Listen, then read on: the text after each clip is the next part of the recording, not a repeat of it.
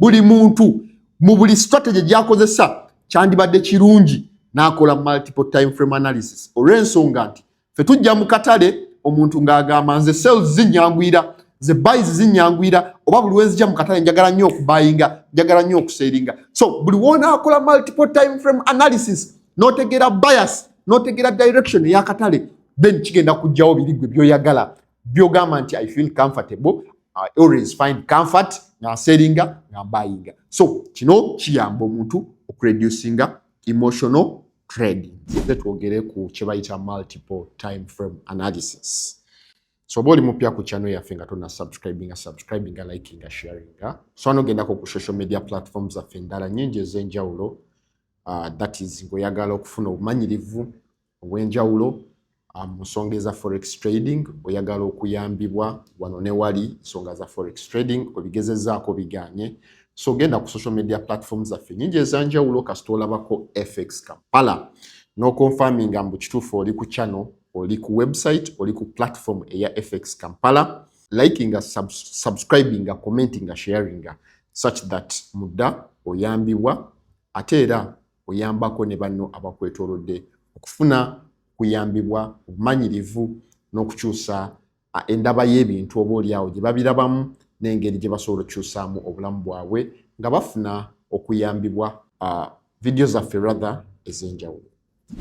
So bwe twogera multiple time frame analysis ngenda kuddayo nsonga ngenda kuddayo right away bannyonnyole time frame kyeki, multiple time frame analysis kyeki, multiple time frame analysis ekuyamba otya gwe ng'omuntu ssekinomo atradinga, multiple time frame analysis ekolera trader ki mu style ye gy'abalimu, multiple time frame analysis ekola mu currency pairs ki, multiple time frame analysis esobola atya okunyamba increasinga results n'ebintu ebirala bifaanaganako ebityo era nga byenzize okwogerako mu vidiyo eno olunaku lwaleero. So sigenda kwonoona sekendi yadde eddakiika nga tandika vidiyo yaffe eno. So ebiseera ebisinga bye twogera ku time frame katali bakakola nga kali in form of a chart oba prices bwe ziba zitambula zimuvinga nga bwe zirinnya nga bwe zikka. However mu kulinnya ne mu kukka data oyo abeera represented mu either candlesticks, bar charts, or line graph. Just like any other chart representations, mu fields ez'enjawulo. So ne mu forex, obutale bulinya data oyo, information oyo abeera stored mu candlesticks, mu bar charts, oba mu line graphs. Era emabegakaawo na creatinga video nengezaako okubanyonnyola. Lwaki abantu abasinga, lwaki ba traders abasinga bali professional beekwata nnyo ku candlesticks. Olw'ensonga nti zo zibeera ne data mungi, zibeera ne information mungi oba oliawo currency oba data types ez'enjawulo ze zitalina. Eyo sigenda gendayo olw'ensonga nti olunaku olwaleero zize kutunuulira multiple time frame analysis. So buli candlesticks eforminga ebeera ne duration, ebeera n'obudde oba oliawo bwe gigitwalira okuforminga. So ba buyers mu kubayinga ne ba sellers nga bafightinga in the due process candles zino ziforminga. Era buli kando ebeera n'obudde okusinziira ku budde bwe waselectinga okulabiramu information oyo oba data oyo. So tuyina time frame ez'enjawulo nti wasobola okubeerawo 5 minutes, wasobola okubeerawo 15, wasobola okubeerawo 30 minutes, wasobola okubeerawo time frame ey'enjawulo. Naye ebiseera ebisinga time frame omuntu gya tradingiramu oba gya choosing oba gyalaba ku platform eyo ebiseera ebisinga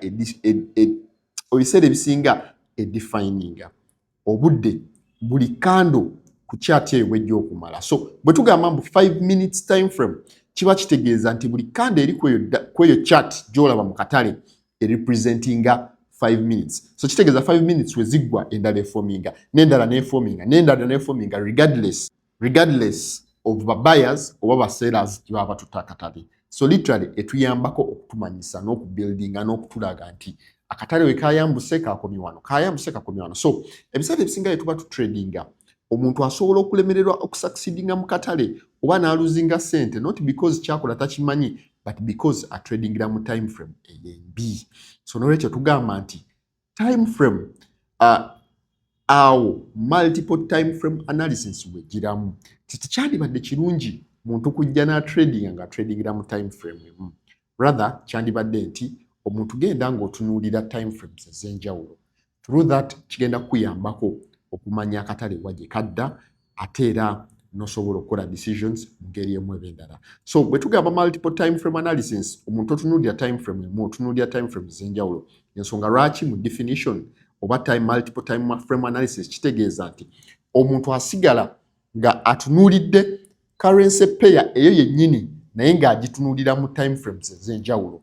Ti time frame gyegenda okuba okubanga nnene kitegeeza ye information ye data gw'ogenda okulaba. So through that nti kitwale nti omuntu ali mu nnyonyi era omuntu oyo ayagala kumanya nti mu regions ez'enjawulo waje basinga okulima kasooli. So wabeera mu bbanga n'asobola okwa-identifyinga teno region balima kasooli, eno region balima muceere, eno region basimba mboga, asinga oyo omuntu ali ku ground olw'ensonga nti ono ali mu bbanga asobola okulaba information, asobola okulaba data mungi compared kono omuntu ali ku ground. Ne mu katale bwe kityo bwe kifaanagana nti bw'ojja mu katale n'osooka n'olinnya mu bbanga n'olaba n'ogamba nti no, Busoga balima bikajjo, njagala kulima bikajjo. So basically kigenda kuyambako okubeera ne information n'okumanya we specifically balima ebikajjo ebingi, we wali farms ennyingi osobole okweexecutinga n'okukola decisions nga ogenda okukola kyonna ky'oyagadde okukola. So ne mu forex bwetyo tugamba nti omuntu okutradinga n'abeera profession n'abeera profitable kyandibadde kirungi nnyo n'agenda mu bbanga mu time frame ennene n'alaba akatale generally kaddawa kabehavinga katya ku eno instrument, najja nga akakkana n'ava ku time frame ennene najja ku ntonotono paka watuukira ku eri oba ku muntu oli gwagamba nti kati kangule kati kantunde dependingly. So ekyo kye bayita multiple time frame analysis. Practically eno mu bulamu wa bulijjo ero gyalabanga kintu kyengezaako okubannyonnyola still kimakinga sense ate era nga kikola. So ekyo kyetegeeza nti multiple frame time analysis era mu maaso awo ngenda gezaako mbannyonnyole ti omuntu ow'okutradinga alina kutunulira time frames emeka. Omuntu ow'okutradinga time frame kyennene obaoliawo gy'alina okuconsideringa nti eno time frame ye ennene ate time frame ye entini n'ebirala ebifaanaganako ebityo. So nsuubira multiple time frame analysis tukitegedde, time frame kyo kyennyini tukitegedde. Kale ate era tugenda kutunuulira ku migaso lwaki omuntu akozesa multiple time frame analysis, lwaki yandigenze mu time frame gy'ata tradingiramu n'agendayo ate obaoliawo edda n'alyoka akomawo mu time frame entono. Olw'ensonga nti omuntu buli wakikola ekyo kigenda muyambako okwa-avoidinga false entries. Nti bw'anaabeera mu time frame eyo n'agistickingamu olw'okuba nti gya tradingiramu ajja ku enteringa false trades, mudda kigenda muleetera okuluzinga ssente nga bwe twagambye in the beginning. Ekirala kimuyambako okwalayininga akatale oba trades ze ne trend ey'akatale. Olw'ensonga nti buli kyakoze eno oba buli kyalabye agenda ku tradinga appropriately, agenda kwalayininga trades ze ne kikyalabye mu bigger time frame.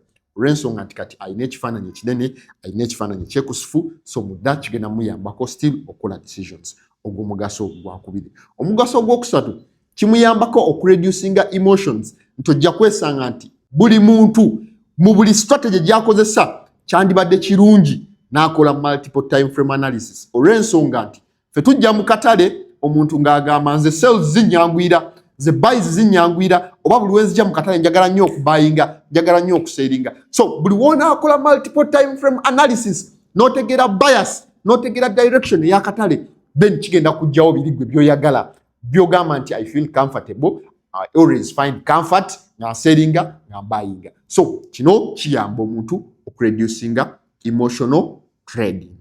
Ekirala kiyambako omuntu okuwa clear structure ey'akatale. Bino, that is bias, setup, n'ayingira at the same time, just simply ng'akozesezza multiple time frame analysis. Most traders lose not because they enter. But traders abasinga ebiseera ebisinga baluzinga just because bajja mu katale nga bamuzibe, ne bayingira nga bamuzibe. So This is the importance.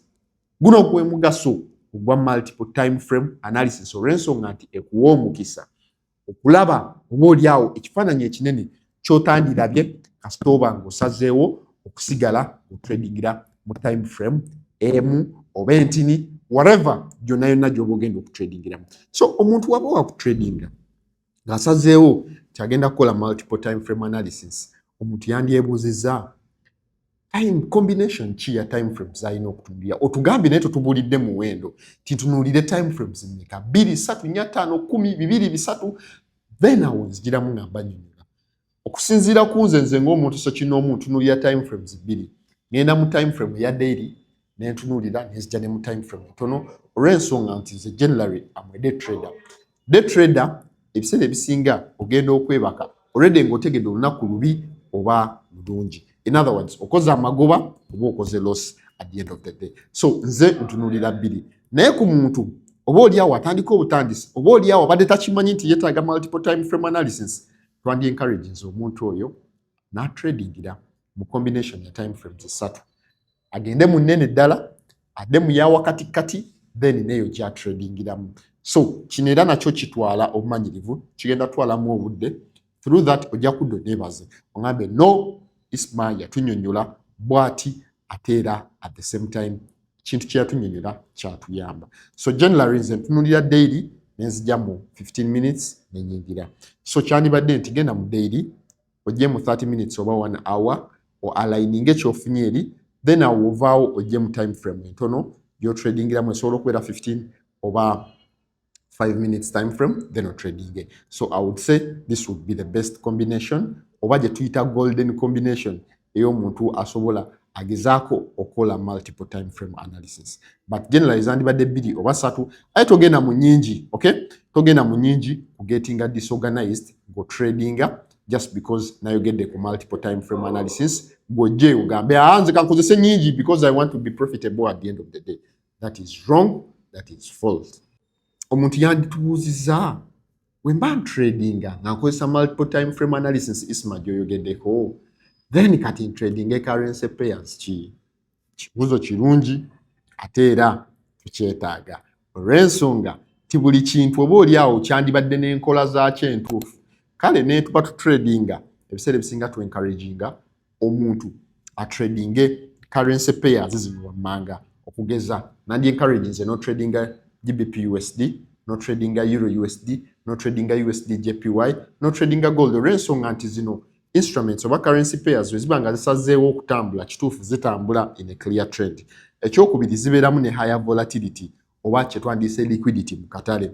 Ekisembayo zirespectinga technical levels ze twandiyise key levels ze ngamba somesaako wano ne wali. So with this ogenda kwesanga nti it becomes easier and profitable in the long run. So kino kitegeeza nti buli muntu regardless of engeri gy'otradingamu, it's important that otradinga ng'otradingisa multiple time frame analysis. Era wandyebuuzizza nze ndi scalper, oli position trader, ono ali intraday trader, muntu ki alina okukozesebwa oba alina okukozesa multiple time frame analysis? So generally twandigambye nti style y'aba trader esobola okukozesa multiple time frame analysis. Twandiconsiderinze ba traders basatu, especially scalpers mukozese multiple time frame analysis, abalala beba intraday traders nganze, then lastly beba swing traders. But position traders simanyi, however you can as well, because I've not been a position trader, but I think it's also applicable. But specifically with levels of certainty, I would encourage omuntu a tradinga rather ba styles z'aba traders bano basatu beba bandigenze for multiple time frame analysis gaba tradinga. So my closing statement eri nti multiple time frame analysis is not optional. It's what separates gamblers from professional. Nti okozesa multiple time frame analysis tekiri optional, kyateekwa, oyagala toyagala. Era kyekyawula ba gamblers ne ba profitable oba professional forex traders nga tuli mu business ya forex trading. With the interest of time, ngenda kubasaba nkome wano, but I believe in today's video mutegedde multiple time frame analysis kyaki, omugaso gwakyo, Diro ino ku trading some multiple time frame analysis, ani ya trading some multiple time frame analysis, instruments ki ezobeyinga multiple time frame analysis, n'ebirala bingi bye tubanyonyoddeko ebikwatagana ku multiple time frame analysis. So literally osanga nga kituufu ofunye interest mu multiple time frame analysis ng'owulira wandiyagadde ogi perfectinga to a professional level, then ngenda kuteeka enamba y'essimu mu video yaffe eno ogezeeko okutunoonya, ojje having classes naffe eza forex trading, ojje tukuyambe mu copy trading, ojje tukuyambe mu robots, ojje tukuyambe mu signals, ojje tukuyambe mu nsonga yonna ekwatagana ku forex trading. Enamba y'essimu eri awo. So mu luzungu tugamba nti the ball is in your hands, era ebisigalidde biri gy'oli. Ku ekyo ngenda kusaba Mukama abankuumire, baagala nnyo mubeere bulungi, mwera.